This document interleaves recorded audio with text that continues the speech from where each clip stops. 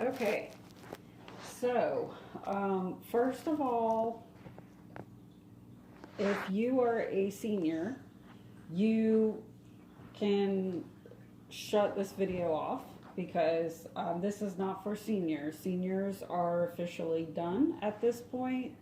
So if you're a senior, you don't need to mess with this. You don't need to watch this video.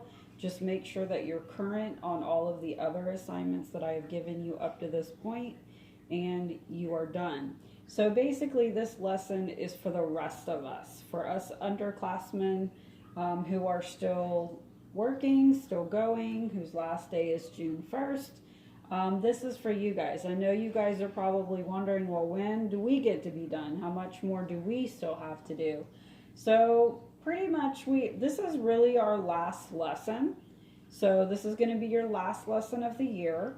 After you have this lesson, and there's an assignment, of course, that goes with this lesson, there's going to be one last kind of final review assignment. So basically, you've got this lesson and the assignment that goes with this, and then one more. So you're getting there. You're very close to the end. You're not having to do a whole lot more than the seniors, but you've got one extra lesson and then one additional assignment that the seniors don't have to do.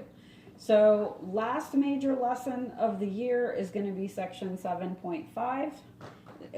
So we're still in this chapter on rational expressions, but we're going to switch gears just a little bit in this last lesson.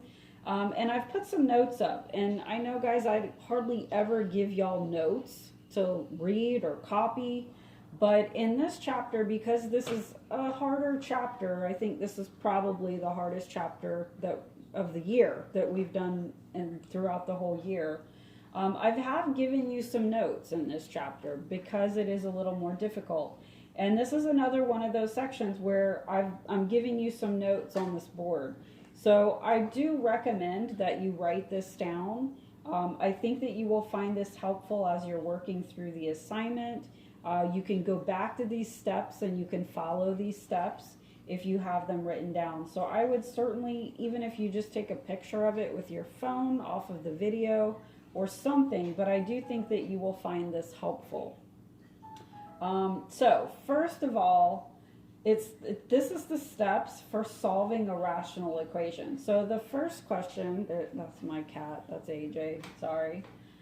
The first question might be, okay, well, what's a rational equation? Because everything that we've talked about up to this point have been what we've called rational expressions. And we know that rational expressions are just they're fancy fractions. They're fractions that have variables in them. Well, a rational equation is pretty much that too, except that it's an equation that has fractions with variables in them. So it's the same thing that we've been working with and talking about. The only difference is that now these are going to be in equation form rather than just expressions. They're going to be equations. The steps to solving rational equations are a little bit different than what we've been doing with adding, subtracting, multiplying, and dividing rational expressions. So to kind of help you keep straight in your head how to do each of these different types of problems, I have given you the steps for what you need to do to solve a rational equation. So if it is an equation, you want to follow these steps. Step number one is to factor the denominators if possible. If there is any of your denominators that will factor it. Now sometimes you won't be able to, but if you can, you need to do that. Step number two says multiply each part of the equation by whatever is in the denominators of your fractions. So let me explain that step because that's kind of the hardest, but it's also the most important. And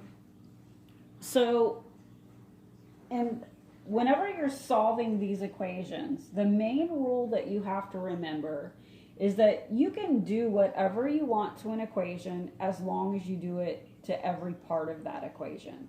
So just like in the past sections, we've been really focusing on the rule of whatever you do to a fraction, you have to do it on both the top and the bottom. That's kind of been a rule that we've been talking about over and over and over again throughout really the last two chapters. Whatever you do to the bottom or the top, you got to do to the bottom or the top. You have to do the same thing on the top and the bottom. Well, we're not as worried about that rule in these problems because these are equations. So the rule that we're going to focus on in these types of problems where we have equations is going to be the rule that says you can do whatever you want to an equation as long as you do it to everything. Most important thing to remember, okay? You have to do the same thing to every part of your equation. So step number 2, you're going to multiply each part of your equation by the same thing, and you're going to multiply it by whatever is in the denominators of your fractions. Now you may be thinking, well, why would we do that? What's the point? Well, the reason why you want to do that is because of step number 3. If you do that, you will be able to cancel out some things that are going to be in common in both the top and the bottom of your fractions. You'll be able to go through and cancel some stuff out. That's step number 3. Step number 4 is to solve the resulting equation, and then of course you can check your answer by just plugging it in and seeing if it checks out.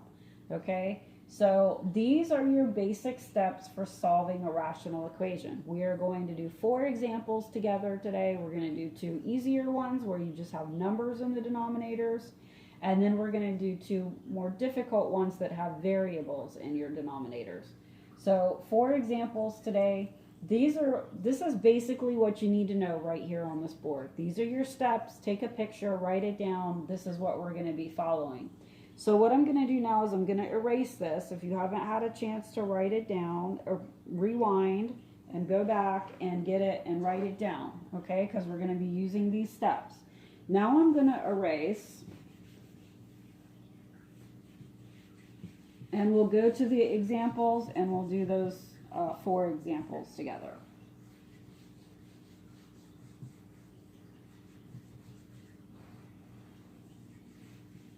Okay, so this is section 7.5, which starts on page 354. So if you like to follow along in your book, that's where we're at, page 354. And I'm going to start with example 1. It's this equation, 3/5 equals x over 2 plus 1. Now, most of you guys are going to look at this equation and say, oh my gosh, I don't know how to do that. It's got fractions in it, and the fractions don't even have common denominators, and that looks like a nightmare to try to solve. And you're right, the way that it looks with all those fractions and everything, it looks like a nightmare. I agree. However, if you follow the steps that I just gave you on the board, it's not that bad, okay? So follow the steps that I gave you, and it won't be as difficult as it seems, okay? So step number 1 says to factor the denominators if you can. Well, the denominators here are 5 and a 2, and here it's just a denominator of 1, because remember 1 it would just be 1 over 1. So there's really nothing that we can factor here. There's no factoring. These are just numbers. So you don't have to worry about factoring anything. So you can skip step 1, go to step 2. Step 2 says to multiply each part of your equation by whatever is in your denominator to make it cancel out. Remember, the whole idea is to make your denominators cancel out. If you look at this equation, we really don't want to have to work with the fractions here. I know you guys hate fractions. You'll do anything that you can to get rid of these fractions so that you don't have to work with the fractions. That's why I gave you the steps that I gave you, because if you follow those steps, your fractions are going to go away. And what's going to make your fractions go away is that the whole idea is to get these denominators to cancel out. That's the whole idea. If you can get these denominators to cancel out, your fractions are going to go away, and you'll be able to solve that equation without fractions in it, which is what we don't want to have to do, right? We don't want to have to solve this with fractions in it because it's going to be messy. So what I'm showing you is a strategy that you can use to get rid of your fractions so you don't have to solve an equation that has fractions in it. So here's what we have to do. We have to say, okay, well, we've got a 5 and a 2 here in our denominator that we want to get rid of. But whatever we multiply by, we have to multiply it by every part of this equation, because that's your rule. You can do whatever you want, but you've got to do it to everything. So there's kind of a magic number here. It's 10. Okay? If you have a 5 and a 2 that you're trying to get to cancel out, there's kind of a common number between 5 and 2 of 10. Both 10 is divisible by 5 and 10 is divisible by 2. So here's what you want to do. You want to go through and you want to multiply every part of this equation by 10. That is perfectly legal.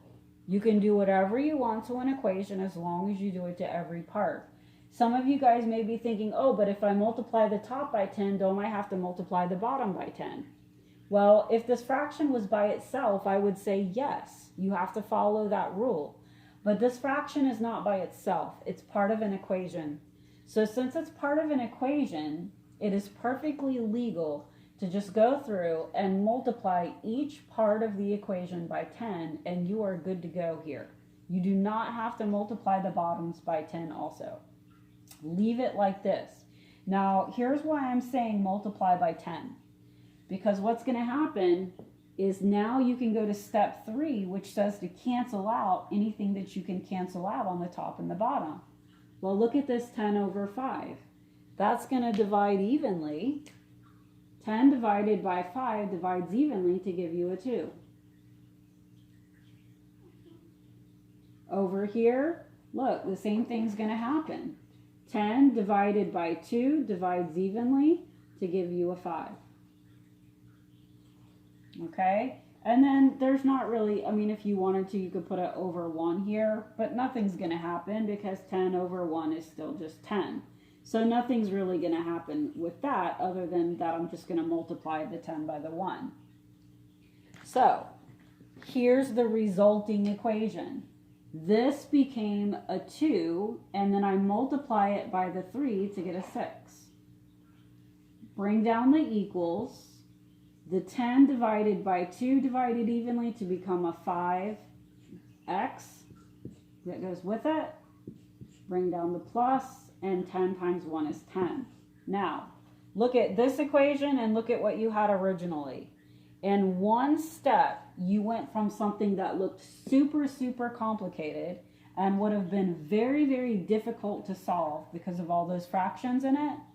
And by just going through and multiplying everything by 10, I just simplified that equation to this equation. There's no fractions in this equation. This is something that everybody should know how to solve from here. Okay? All you have to do now is isolate your variable. So we're just going to move that 10 over by doing the opposite. So let's subtract it out on both sides. 6 minus 10 is negative 4. Bring down the 5x. This canceled out. And then we need to get rid of the 5. That's being multiplied, so do the opposite. And divide both sides by 5. So what do we get? We get x equals negative 4/5 for our solution.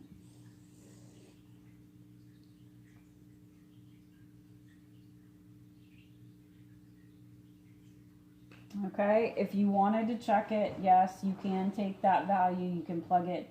You could change it into a decimal, do negative 4 divided by 5 and change it in a decimal form, and then go back and plug it in for x into the original equation and just see if it checks out. But it does, it checks. So this is how you solve a rational equation. It looks very complicated, but if you know the steps and you know how to do them correctly, it's really not as bad as it looks, okay? Now, we're going to do another one of these, and then we'll move on to one that's a little bit trickier.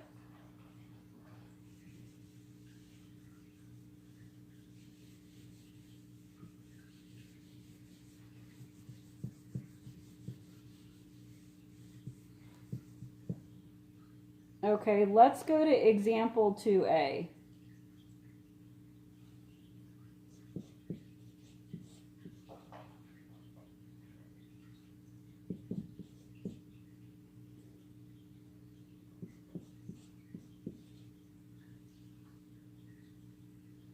X minus 3 over 6 equals 7 minus x over 12. Follow the exact same steps.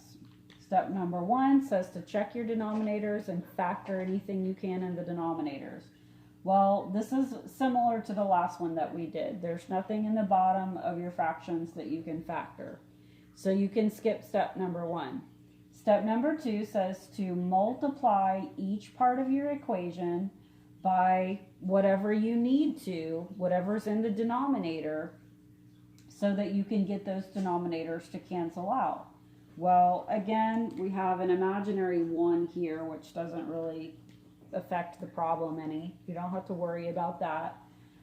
So really what you need to be concerned with is the 6 and the 12. We need a number that will divide evenly into both 6 and 12. So we're looking for that magic number. Well, your magic number in this case is going to be 12, because 12 will divide into 6 evenly, and it'll divide into itself evenly. Okay? Now don't use 6. If you were thinking 6, there's a problem with using 6. If you were to use 6 here, this would divide evenly. Yes, 6 will divide evenly into 6. But what if you put 6 here? If you put 6 here, you're going to have a problem, because 6 over 12 is not 2, it's a half. And you'll still wind up with a number in your denominator. You don't want any numbers left in your denominator.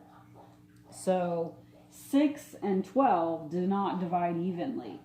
12 divided by 6 will divide evenly and give you a 2.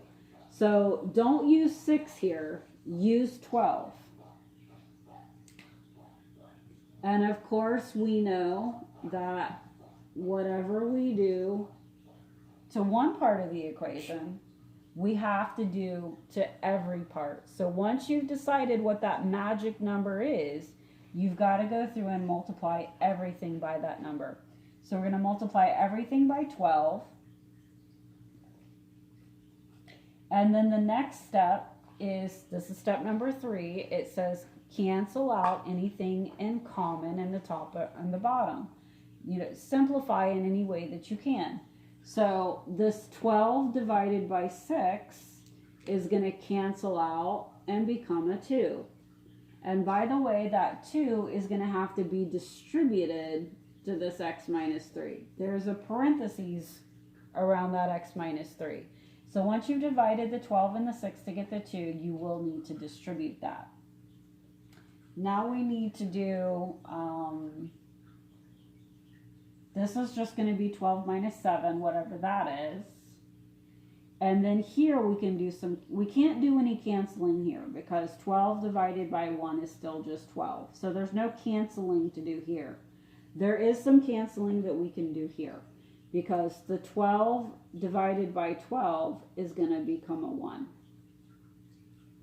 Okay, so let's go ahead and write down what we have now. What we have now is a 2 times x minus 3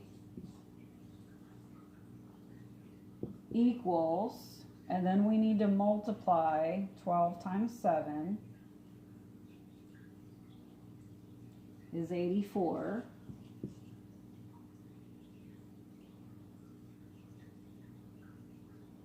And then bring down the minus.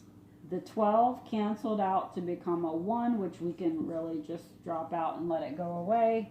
And that's just going to become a minus x. This is the resulting equation. So much easier to deal with and solve than what we started with originally. Okay? One step simplifies it from this to this, which is manageable. This we can do. All we need to do now is distribute this 2 and then solve for x. So 2 times x is 2x minus 2 times 3 is 6. is going to equal 84 minus x. Now we need to get the x's together so that we can solve for it. So I'm going to move this minus 1x over here. So if I do the opposite, I'm going to add 1x to both sides. 2x plus 1x is 3x. Bring down the minus 6. Bring down the equals 84. This canceled out.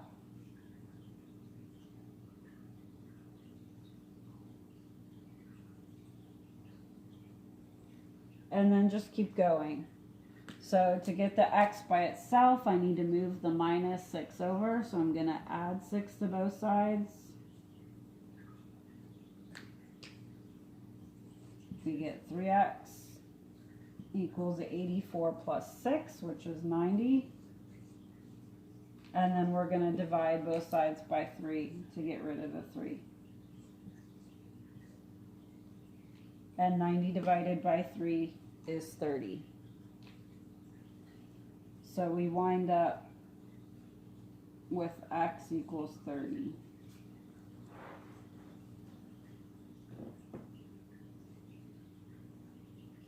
There, let me write it a little neater.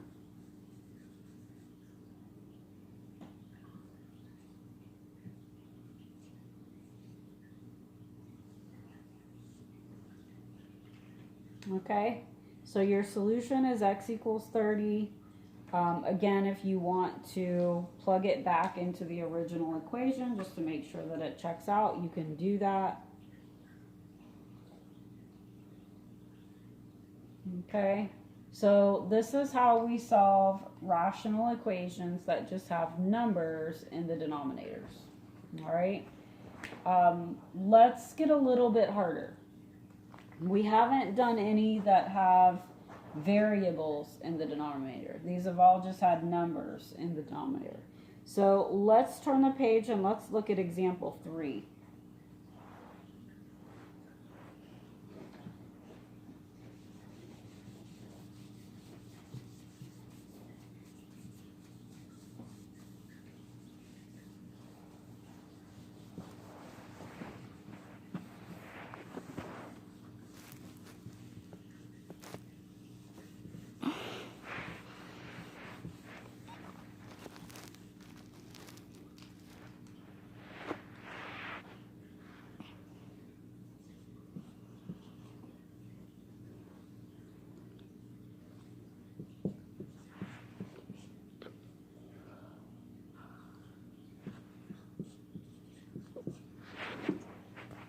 Okay, I'm on page 356.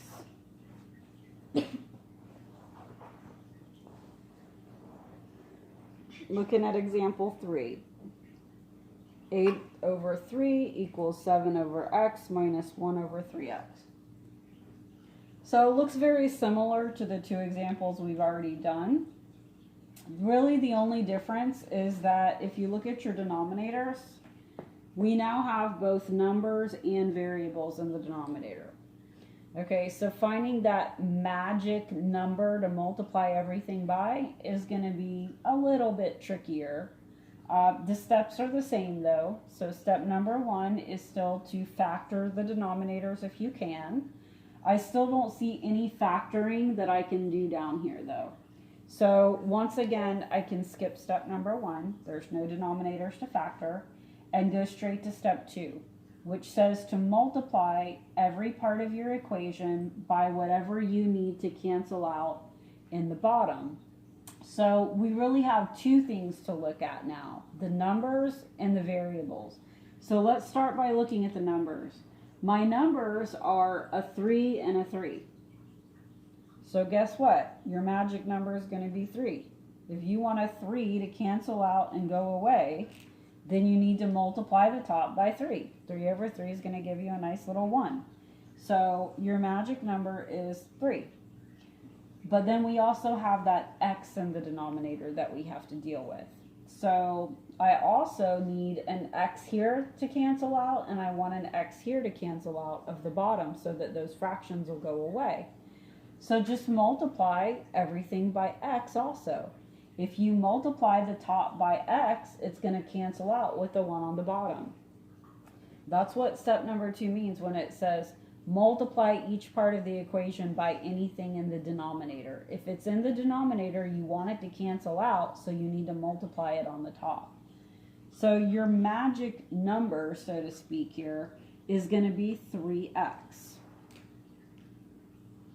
And remember, whatever you do to one part of the equation,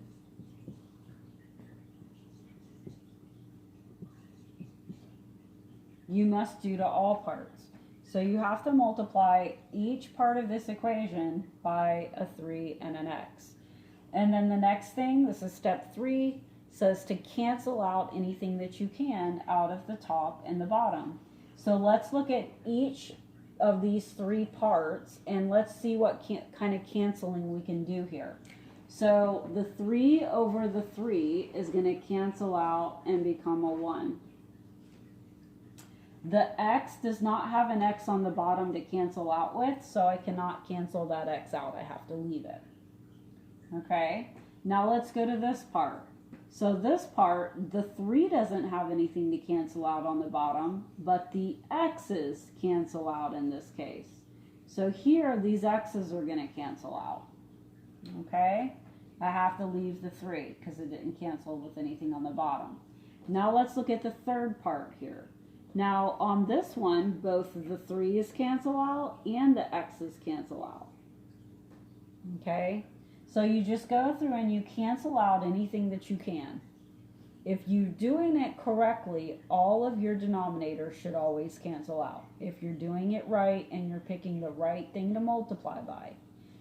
And that your end result should be that all your denominators should have canceled out and your fractions will then go away.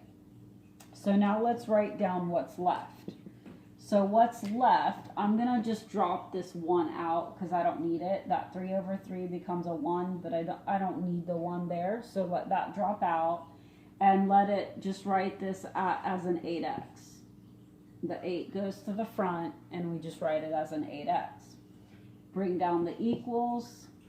The x is canceled out, so it has just left me with a 3 times 7, which is a 21. Bring down the minus.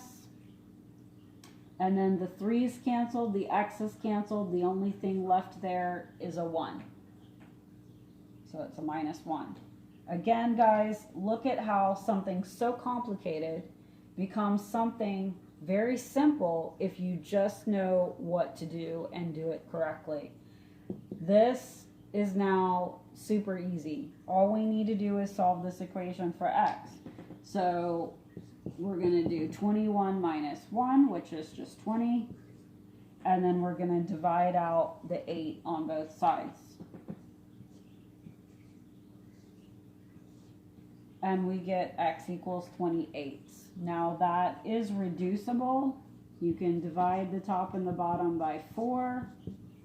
And that's going to give us 5 halves for that problem. Okay. You could also write it as 2.5 or 2.5.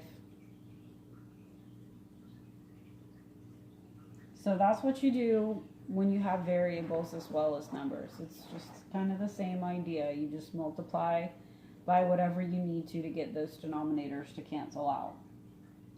Okay, I have one more that I want to do with you. I know you guys are probably wondering, well, when will we ever actually do step 1 where you have to factor the denominators?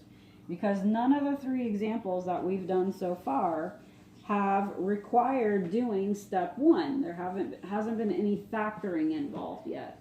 So I want to show you a harder one where you do have to do step 1. So let's look at example 6. So we're now on page 358.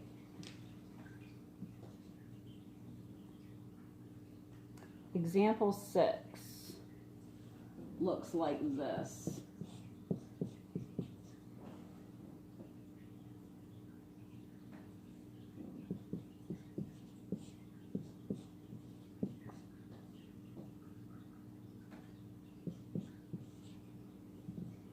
Okay. 3x over x plus 1 equals 12 over x squared minus 1 plus 2. Okay, so don't freak out. You can do this if you just follow your steps. I know it looks super complicated. Don't get overwhelmed. So step number 1 says to factor your denominators if you can. Nothing we've done so far has been factorable, but this one has something that can be factored. X squared minus 1 is the difference of two squares. So the first thing that you want to do is replace that x squared minus 1 with its factored form. Okay, so I'm going to just cross it out, and I'm going to rewrite it in its factored form. So don't forget, a difference of two squares factors a lot like a FOIL backwards. You just, it's two sets of parentheses, and then you just break it down into its perfect square roots, right? That x squared is going to break apart into x times x, and then last times last has to multiply to last, so that's got to be a 1 times 1 to get the 1. And your signs are always going to be a plus minus to multiply to that negative 1 that you need in the back. So I'm now going to erase this because I don't need it anymore. I have replaced it with its factored form. Okay, so your denominator is now this, this, and then a 1 here if you wanted to put that in, although it really doesn't matter. Okay, so that is step number 1. You had to actually do step number 1 in this one. We have now factored all the denominators that are factorable.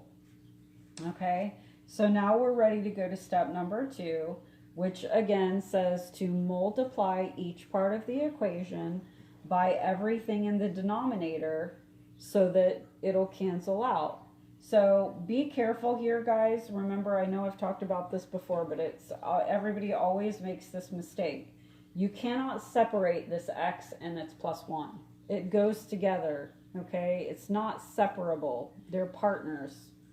Same thing here. This has to be treated like an x plus 1. This has to be treated like an x minus 1. Not an x and a negative 1, okay? It's an x minus 1 and it stays together. So what you have here, and the 1 we don't care about, that's irrelevant. We don't need to cancel out a 1. So what we really are trying to cancel out here is this x plus 1, this x plus 1, and this x minus 1. So there's two things that need to cancel. An x plus 1 needs to cancel, and we have an x minus 1 that needs to cancel. So here's what you're going to do. You're going to go through and you're going to multiply each part of this equation by those two things, x plus 1 and x minus 1, because those are the two things in the denominator that you're trying to cancel out to get those fractions to go away. So it's going to look real messy when you set it up.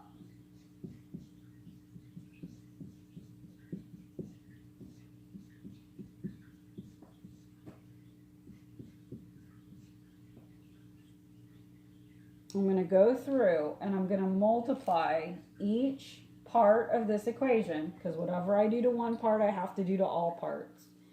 And I'm going to multiply each part by an x plus 1 and an x minus 1, x plus 1 and x minus 1, x plus 1 and x minus 1.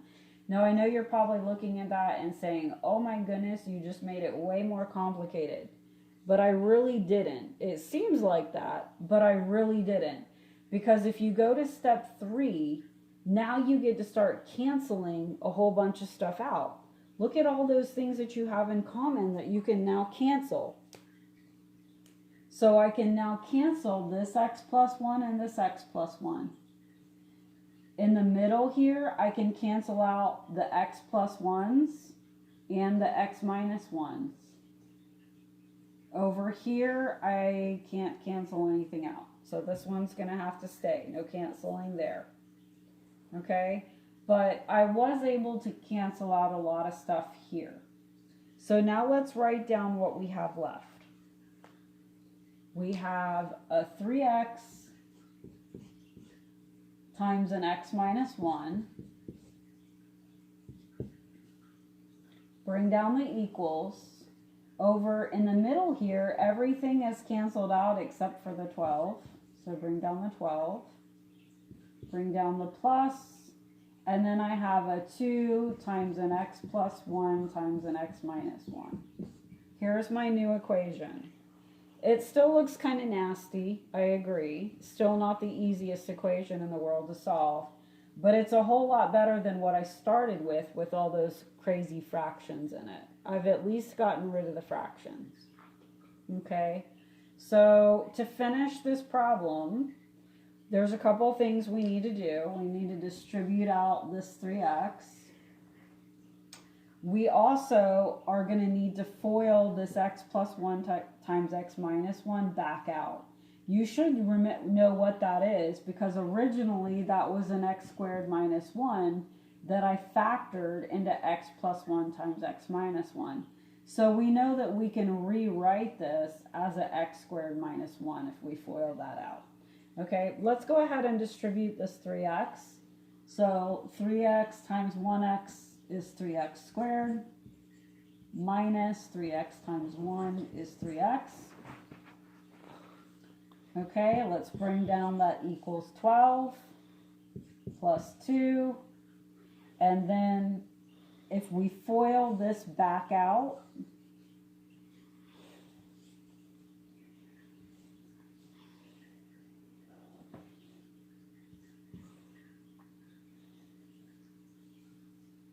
you're going to get x times x, which is x squared.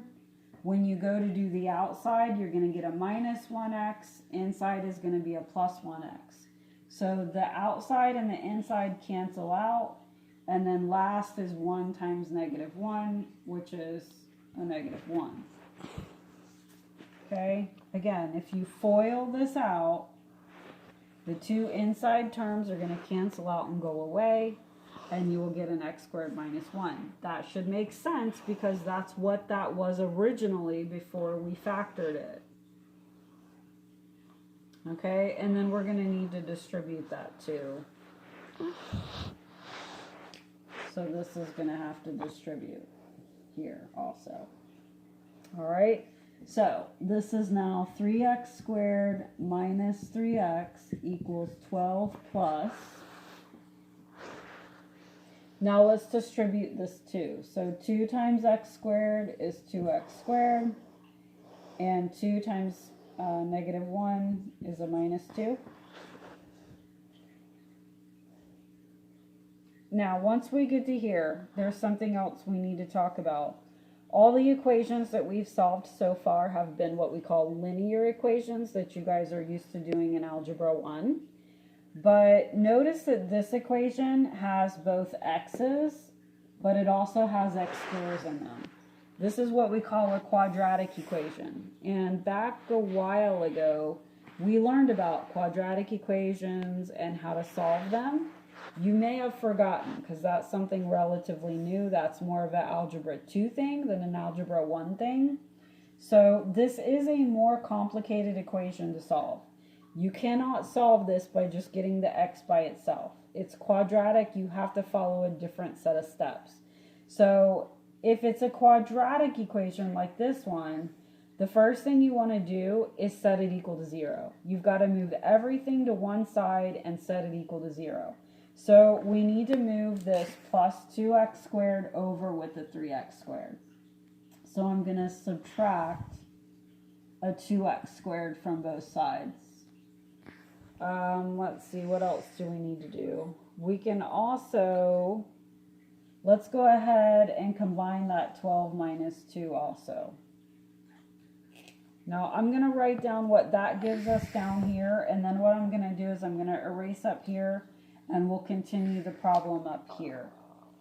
So 3x squared minus 2x squared is going to be 1x squared. Drop out the 1 in the front. Let's just write it as an x squared. Bring down the minus 3x. Bring down the equals. Oops.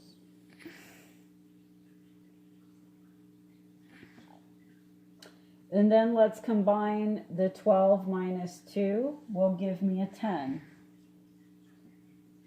This canceled out, and that's gone now. So this is what we have now. Now that's still not quite set equal to 0 yet. So we still need to move that 10 over to the other side also. So here's what I'm going to do. I'm going to erase all of this up here.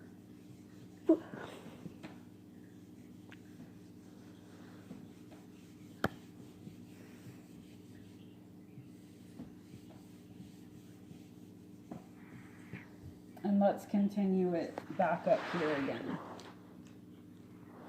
So I now have an x squared minus 3x equals 10. This is a quadratic equation. Don't try to solve it by getting the x by itself because you have both an x squared and an x. So solve it like a quadratic, set it equal to 0. That means I need to move this 10 over also.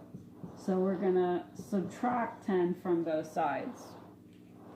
Now, 10 will not combine with an x squared or a minus 3x. They're not like terms. So what you do is you just stick it onto the end. And you write it like this.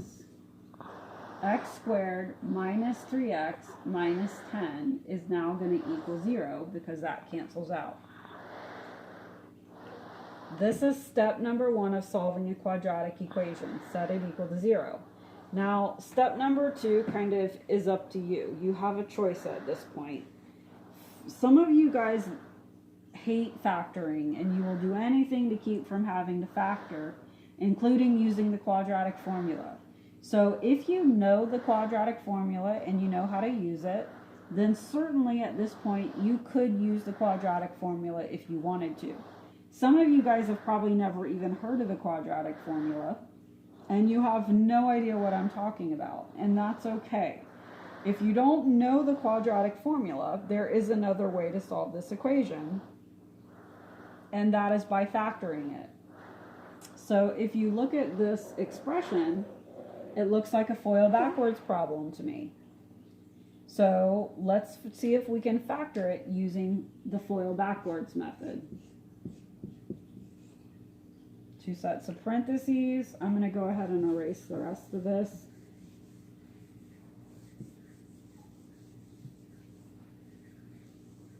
Two sets of parentheses fill in the blanks. So we know first times first has to multiply to first. That's an x and an x to get the x squared.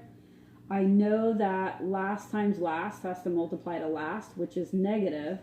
So I know that my signs have to be a positive and a negative to multiply to the negative. And then the numbers have to multiply to the last but add to the middle. So I need 2 numbers that multiply to 10 and add to negative 3.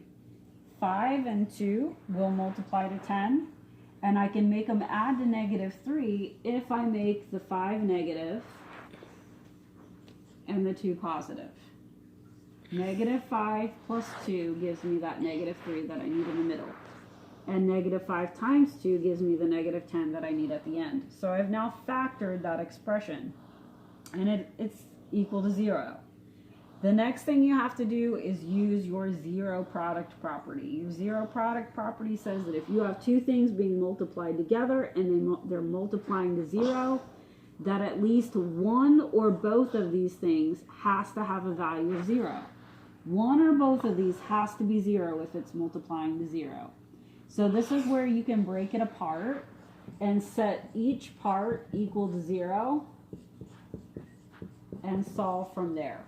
So you're going to set x plus 2 equal to 0 and solve, and you're going to set x minus 5 equal to 0 and solve.